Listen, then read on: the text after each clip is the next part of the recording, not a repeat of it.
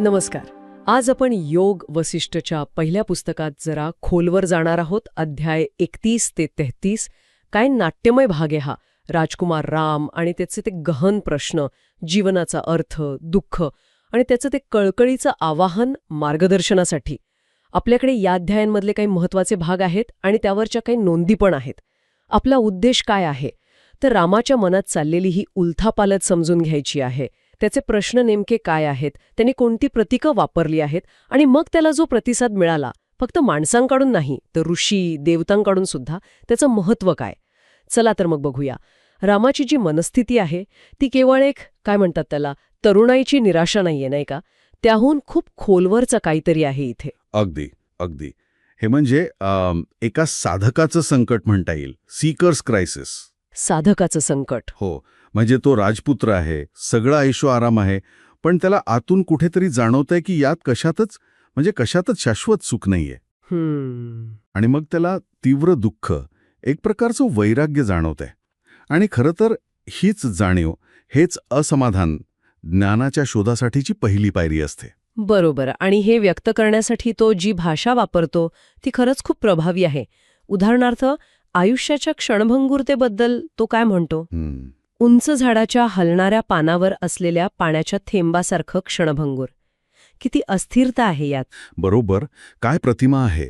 म्हणजे ती फक्त क्षणभंगुरताच नाही दाखवत, तर अस्तित्वाची जी अनिश्चितता आहे ना, ती पण दाखवते. अच्छा. एक वाऱ्याची झुळूक आली तरी तो थेंब नाहीसा होऊ शकतो. म्हणजे आयुष्य इतकं नाजूक आहे, ते फक्त उपभोगण्यात घालवण्याऐवजी काहीतरी शाश्वत मिळवण्यासाठी वापरावं, असा त्याचा सूर आहे. आणि नात्यांबद्दल तर तो आणखीनच कठोर बोलतोय असं वाटतं. मैत्री वगैरे त्याला शिकाऱ्यांच्या फसलेल्या जाळ्यानितकी धोकादायक वाटते. हो, हे रूपक पण महत्वाचं आहे. म्हणजे ज्या गोष्टी आपल्याला सुरक्षित वाटतात किंवा ज्यांच्याकडून आधाराची अपेक्षा असते, त्याच कधीकधी बंधनाचं कारण ठरतात. त्यात एक प्रकारचा धोका दडलेला असतो. जगाच्या व्यवहारातली ही एक काय म्हणतात त्याला दुसरी बाजू आहे. इच्छांबद्दल तर तो म्हणतो की त्या आपल्या भोवती मोरांसारख्या नाचतात. मोर तर सुंदर दिसतो, मग इथे काय म्हणायचंय त्याला. इथे सौंदर्य आणि मोह यातला फरक महत्वाचा आहे. मोराचा नाच लक्ष वेधून घेतो, आकर्षक असतो. हो, पण तो क्षणिक असतो आणि तो आपल्याला मूळ प्रश्नांपासून, सत्यापासून दूर नेतो. इच्छांचंही तसंच आहे. त्या वरवर आकर्षक वाटतात, पण त्यांचं स्वरूप अतृप्त करणारं आहे, चंचल आहे. त्या आपल्याला बाहेरच्या जगात गुंतवून ठेवतात. आणि नशिबाबद्दल पण तो बोलतो. उंदरावर मांजरासारखी झडप घालणारं क्रूर दैव, म्हणजे आपलं नियंत्रण किती कमी आहे यावर त्याचा भर दिसतोय. बरोबर. या सगळ्या प्रतिमांमधून एक गोष्ट अगदी स्पष्ट होते. जरी तो राजकुमार असला तरी त्याला जाणवणारी ही दुःख, हे प्रश्न, हे काही फक्त त्याचे एकट्याचे नाहीत. हे अनुभव कमी अधिक प्रमाणात सगळ्यांनाच येतात. त्यामुळे रामाचे प्रश्न हे संपूर्ण मानवजातीचे प्रतिनिधिक प्रश्न बनतात. पण याहूनही मला जास्त धक्कादायक वाटलं ते म्हणजे राम म्हणतो की चांगली कर्मसुद्धा शेवटी दुःखच देतात. आमची चांगली कर्मे देखील स्नेह आणि द्वेष, सुख आणि दुःख यांच्याशिवाय नसतात. हे कसं शक्य आहे. पुण्यकर्मातून तर सुख मिळायला हवं ना. हा मुद्दा खरंच खूप खोल आहे. राम इथे द्वैताच्या संकल्पनेकडे बोट दाखवतोय.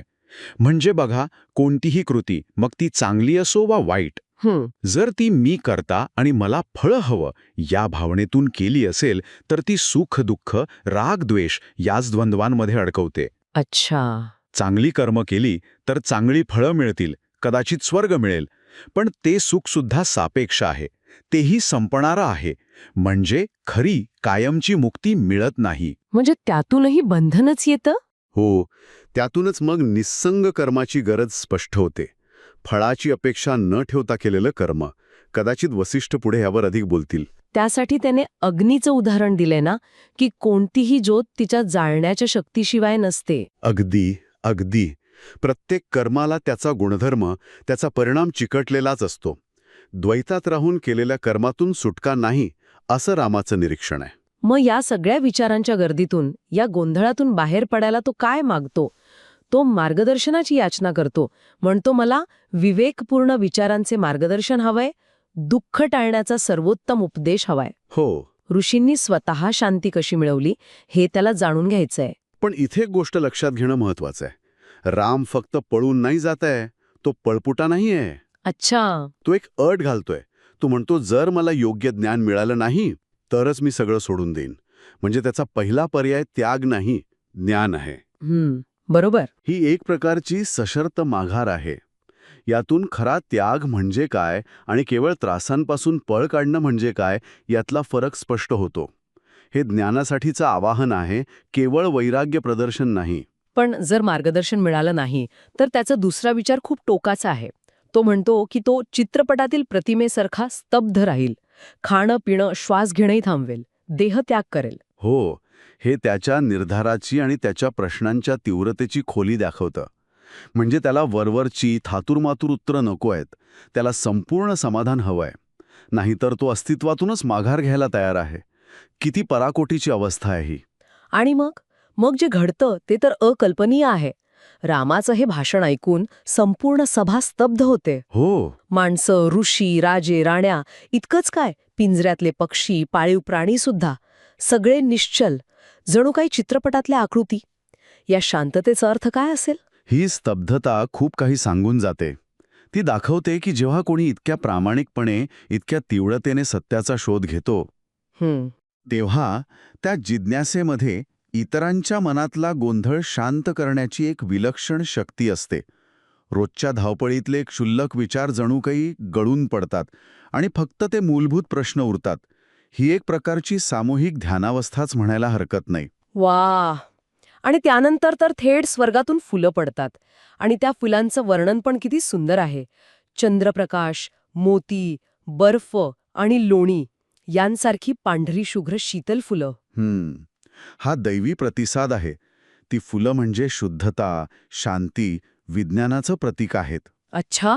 जणू काही संपूर्ण विश्व हे निसर्गतत्व रामाच्या या ज्ञानाचा शोध साजरा करतंय हे दाखवून देतं की खरी आध्यात्मिक तळमळ ही कधीच दुर्लक्षित राहत नाही. तिला वैश्विक मान्यता मिळते.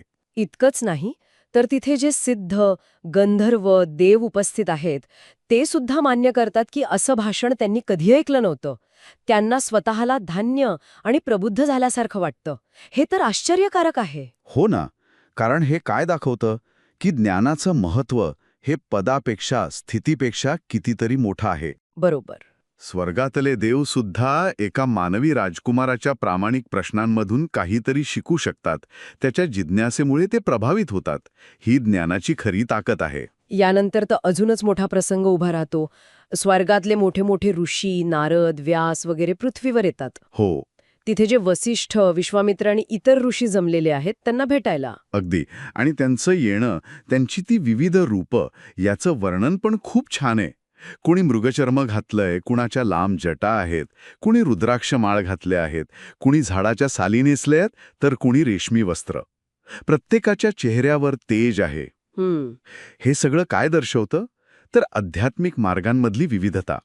प्रत्येकाचा मार्ग वेगळा असू शकतो, साधना वेगळी असू शकते, पण अंतिम ध्येय एकच आहे, ज्ञान आणि मुक्ती. आणि या सगळ्या महान ऋषींमध्ये सुद्धा परस्पर आदर दिसतो. खास करून वसिष्ठ आणि विश्वामित्र एकमेकांचा सन्मान करतात. हो, हा मुद्दा पण महत्वाचा आहे. हे आध्यात्मिक समुदायातली नम्रता आणि सहकार्य दाखवतं. ही एकत्र येण्याची आणि एकमेकांचा आदर करण्याची वृत्ती आहे. विविधतेत एकता आहे. मग हे सगळे ऋषी एकत्र येऊन रामाच्या भाषणाची आणि त्याच्या बुद्धीची खूप स्तुती करतात. हो, म्हणतात की त्याचं बोलणं विचारपूर्ण, सुस्पष्ट, सुंदर, स्पष्ट, प्रतिष्ठित, मधुर आहे.